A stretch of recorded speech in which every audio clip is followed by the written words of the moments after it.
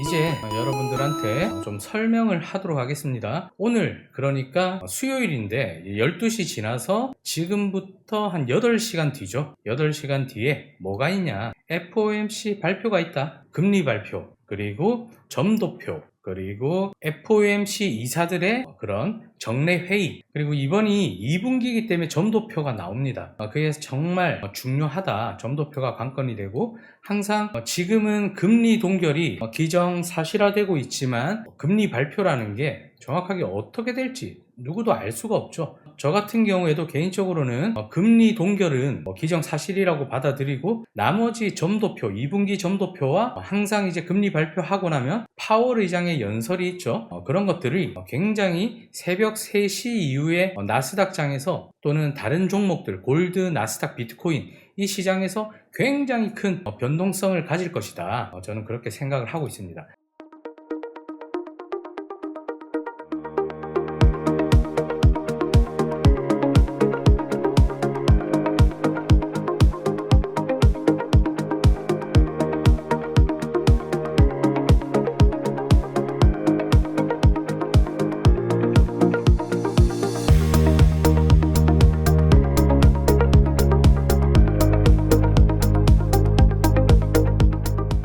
자, 그리고 이제 두 번째 소식 좀 알려드리도록 할게요. 그래서 이 FOMC 결과라든지 이런 발표와 연관되는 내용입니다. 파월 의장 이런 거에 대해서, 이런 사람들에 대해서 좀 제가 알려드릴 부분 있을 것 같아가지고 지금 참 오늘 또 흥미로운 기사가 나와가지고 또 여러분들한테 좀 알려드리도록 하겠습니다. 자, 지금 보시면요. 자, 오늘 뉴스가 이런 기사가 나왔습니다. 차기 연준 의장은 빅컷 할 것, 월가는 베팅 중. 자, 다시 한번 말씀을 드리면요. 차기 연준 의장은 빅컷 할 것이다. 월가는 베팅을 하고 있다. 이게 뭐냐? 트럼프 대통령이 됐던 간에 지금 미국의 대통령이고 현재 파월을 굉장히 마음에 들어 하지 않습니다. 그거는 최근에 뉴스를 보시면 알겠죠? 트럼프 대통령이 여러분들 알다시피 최근에 파월 의장한테 유럽은 금리를 10차례나 인하했는데 너는 느림보다 멍청하다, 이런 식으로 맹비난을 많이 하죠. 근데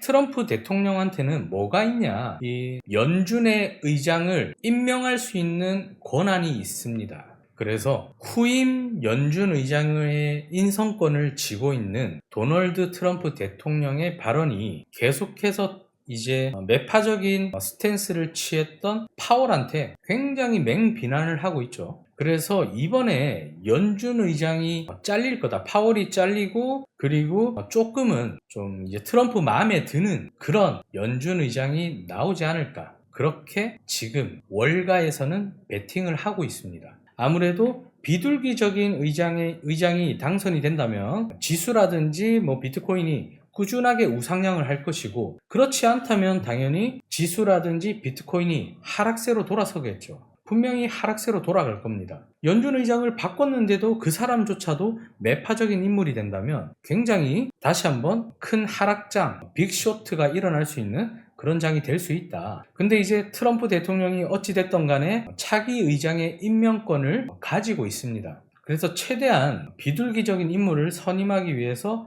많은 노력이라든지 이런 신경을 쓰게 되겠죠. 근데 제가 오늘 FOMC 얘기가 나와서 그러다 보니까 여러분들도 잘 몰랐을 거예요. 뭐냐? 오늘 굉장히 제가 재밌는 얘기고, 여러분들 같은 경우에는 이 내용을 알고 있으면 어디 가서도 유식한 소리를 많이 들을 거예요.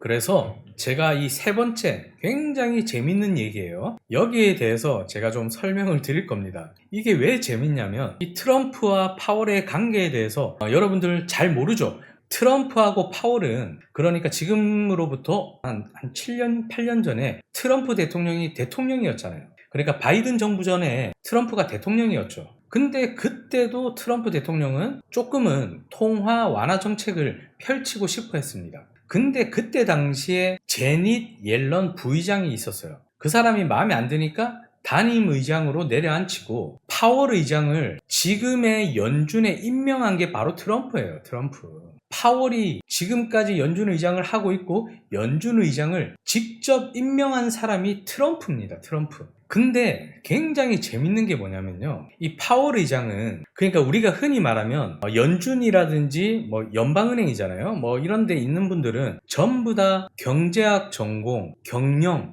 이런 쪽으로 굉장히 뭐 박사라든지 똑똑한 사람이라고 다들 생각을 하시죠. 근데 이 파월은 굉장히 좀 우리가 봤을 때 좀 의아한 이력을 가지고 있습니다. 그게 뭐냐? 파월은 변호사 출신이에요. 변호사 출신. 경제나 경영학과 관계가 없는 변호사 출신입니다. 다른 연준의 이사들에 비해서 경제학이나 경영학 출신이 아니라는 약점을 항상 파월은 가지고 있었어요. 근데 경제 전문가도 아니고 경영학 전문가도 아닌데 왜 트럼프 대통령이 파월을 연준의 의장으로 임명을 했을까요? 어찌됐든 변호사 출신이지만 연준의 이사까지 갔습니다. 오바마 정부 때요. 이거는 뭐냐면요. 파월이 지금은 뭐 대통령 말도 잘 안 듣고 본인 얘기를 굉장히 많이 하죠. 본인 의사. 데이터에 집중하겠다. 매파.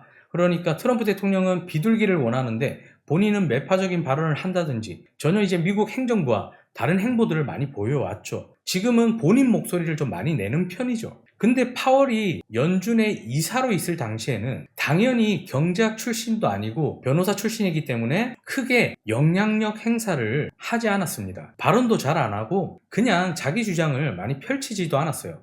그냥 물이 흘러가면 물이 흘러가는 대로 이렇게 따라갔던 게 파월입니다. 그렇다 보니까 트럼프 대통령은 어떻게 보면 본인 말을 충성심 있게 잘 듣는 개가 필요했는지도 모르죠. 이해 가시나요? 근데 이제 트럼프 대통령이 아무래도 이제 바이든 대통령한테 선거에서 졌잖아요. 선거에서 졌죠. 그러면서 대통령에서 물러나면서 이 바이든 정부에서는 또 파월을 좋게 봤는지 연임을 했습니다. 연임을 했어요. 근데 트럼프 대통령은 일단은 파월 의장을 자기가 연임을 해놓고 어떻게 보면 자기와 생각이 다르니까 뒤통수를 세게 맞은 거죠. 어떻게 보면. 그래서 굉장히 웃긴 관계예요. 근데 이번에는 트럼프 대통령이 또 바이든 대통령 그 민주당 정권을 꺾고 대통령 선거에서 또 압도적인 승리를 했죠, 이번에. 그리고 2025년도 트럼프 행정부가 올해부터 탄생을 했습니다. 여기까지는 이해가 가시죠? 근데 이제 관세 관련 이런 부분에 있어서 트럼프 대통령이 그런 정책을 펼치겠다고 하니까 굉장히 파월이 별로 좋아하지 않았습니다. 분명히 우리 경제에 문제가 된다 이런 식으로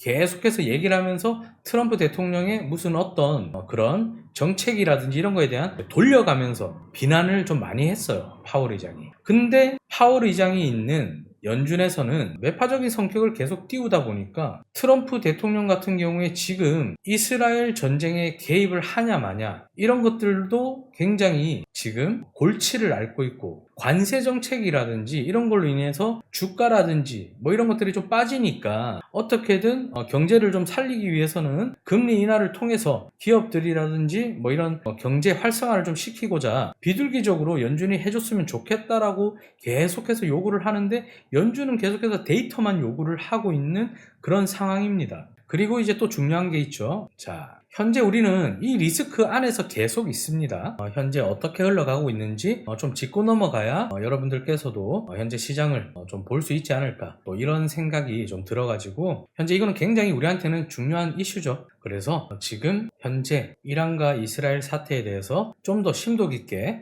여러분들한테 현재 상황까지 좀 알려드리려고 합니다. 자, 첫 번째 제가 뭐라고 했나요? 트럼프 대통령 이란 무조건 항복하라. 이게 어제 나스닥이라든지 뭐 이런 비트코인 종목들이 빠지고 유가가 상승을 했죠. 유가가 상승을 했습니다. 그 이유가 뭘까요? 어제 트아남 방송에서도 제가 PPT 자료를 올렸듯이 G7 정상회의에서 미국 트럼프 대통령이 조기에 미국으로 넘어갔습니다. 빨리 넘어갔죠. 그래서 처음에는 이제 트럼프 같은 경우에 여러분들 특징이 뭡니까? 트럼프 특징은 굉장히 언론 플레이를 잘하죠. 그래서 G7 정상회의에서 조기 귀국을 할 때도 기자들이 질문을 하게 됩니다. 트럼프 대통령한테. 왜 지금 가냐? 이란, 이스라엘 때문이냐? 그것 때문에 현재 내가 G7 정상회의에서 조기 귀국을 하는 건 아니다. 이렇게 얘기를 하고 미국 가자마자 NSC를 소집했죠. 국가안보회의를 소집을 했습니다. 그리고 나서 어제 줄줄이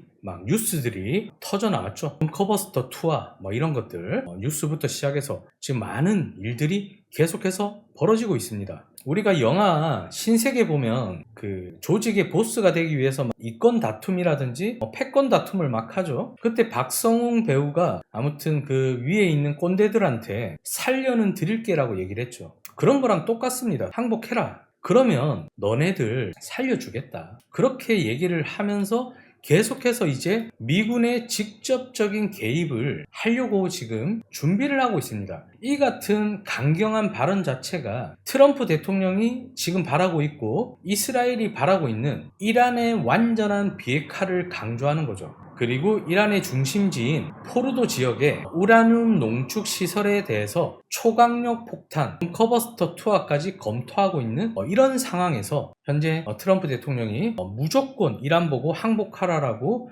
얘기가 나왔습니다. 그래서 이런 얘기를 한 거 보면 일단은 트럼프 대통령이 국가안전보장회의 한 80분 동안 진행했다고 합니다. 조기 귀국한 다음에. 그리고 나서 80분 동안 국가안전보장회의를 끝나자마자 바로 처음 전화 건 사람이 이스라엘 총리예요. 이스라엘 총리. 네타냐후 이스라엘 총리입니다. 그리고 이스라엘 측에서는 지금 현재 미군의 개입 가능성을 일단은 크게 보고 있습니다. 그리고 또 중요한 게 미군은 어제 제가 말씀을 드렸죠. 미군의 군사적 자산 그리고 군사들 전부 다 지금 배치를 하고 있습니다. 중동 지역으로. 그래서 미군은 항공모함, 공중급유기 중동으로 어제 배치를 했고요. 그리고 F-16, F-22, F-35 전투기 군용기 중동에 추가로 배치를 했습니다. 그래서 이렇게 군사적으로 미국이 일단은 이란을 압박을 하다 보니까 제일 날개를 달고 지금 설치는 국가가 바로 이스라엘이죠. 오늘로써 교전이 6일째 이루어지고 있는데 오늘도 이란의 수도 테헤란 지역에다가 대규모 폭격을 가했습니다. 자, 그러면 여기까지 이렇게 보시고 두 번째로 이란에서는 어떤 입장이냐 보시면 이란의 지도자는 지금 하메네이예요. 하메네이. 강하게 나오죠. 전투는 시작되었다. 시오니스트에게 자비를 베풀지 않을 것이다. 한마디로 제가 늘 말씀을 드렸듯이 얘네들은 중동 지역 강경한 이란 같은 국가들은 항상 전쟁을 할 때마다 성전 그런 종교적인 표현을 굉장히 많이 써요. 그리고 특히나 러시아, 중국을 필두로 해서 친이란 쪽에 가까운 국가라든지 미국에 가까운 국가라든지 이런 국가들이 계속해서 제발 긴장 완화를 하자. 이러다가는 전 세계 다 힘들 수 있다. 유가가 폭등하고 천연가스가 폭등을 하게 되면 전 세계가 정말로 최악의 상황에는 스태그플레이션까지 올 수 있다. 제발 거기까지는 우리 가지 말자. 막 이러면서 지금 이란과 이스라엘 협상 테이블에 나오게 하기 위해서 다들 노력을 하고 있지만 현재 분위기는 그렇지가 않죠. 근데 항상 이런 분위기 속에서 어떨 때는 보면 극적인 타협점을 찾을 수도 있겠죠. 자, 그래서 참 보면 이제 어떤 부분이 있냐면 세 번째가 뭡니까? 어떻게 보면 이스라엘과 이란의 전쟁이죠. 이스라엘과 이란의 전쟁인데 현재 이스라엘이 굉장히 강하게 나오고 있습니다. 물론 미국이 뒷받침이 되겠죠. 미국이 뒷받침이 되고 있죠. 근데 이스라엘의 지금 입장은요, 계속해서 뉴스가 나오지만 초강경 상태예요. 심지어 이스라엘의 최종 목표는 딱 하나입니다. 딱 하나. 이란이 핵 포기하는 거예요. 핵 포기. 핵 포기해라, 너네들. 너네들 같은 국가들 때문에 이 중동 지역이 굉장히 불안정하고 힘들기 때문에 너네들만 핵을 포기하면 모든 게 잘 흘러갈 것이다. 그렇게 계속해서 얘기를 하고 있습니다. 그게 목표고. 그래서 오늘도 네타냐후 총리가 또 그런 강경 발언을 했죠. 너네들이 핵을 포기 안 하면 우린 끝까지 간다. 근데 이 이란의 핵심 기지, 핵심 지역, 그게 어딥니까? 포르도 지역이에요. 포르도. 산악 지역인데 이 지역을 보면요. 이란이 거기서 80m 아래 땅굴을 파가지고 거기에 핵시설이나 벙커라든지 이런 것들을 굉장히 많이 지어놨습니다. 그러면 한번 우리가 상식적으로 생각을 해보세요. 우리가 땅 아래 기준으로 거기서 80m를 아래까지 폭격을 하려면 일반 미사일을 쏜다고 해서 80m가 폭격이 됩니까? 절대 안 되죠. 그만큼 또 튼튼하게 잘 지어놨고요. 그래서 미국한테 아까도 말씀드렸지만 벙커버스터 폭탄을 좀 투하해달라고 이스라엘은 계속 요구를 하고 있습니다. 근데 이제 벙커버스터 GBU-57 그 폭탄을 동원하더라도 한 방에 이란의 주요 핵심시설이 있는 포르도 지역을 한 방에 무너뜨리기는 쉽지 않습니다. 그러니까 한마디로 GBU-57 벙커버스터 미국의 폭탄이 여러 번 그 포르도 지역을 공략을 해야지만 그 핵시설이 초토화가 될 수가 있겠죠. 그래서 이스라엘의 최종 목표는 이란의 핵시설 무력화와 비핵화인데, 그걸 하기 위해서는 미국이 필요하다. 미국 없이는 불가능하다. 그리고 GBU-57 폭탄 여러 번 투하를 해야 되기 때문에 결론적으로 이란이 핵 협상 테이블에 나와서 우리 비핵화하겠다 하고 평화적으로 핵을 포기하지 않는 이상은 미국이 직접적으로 참여해야지만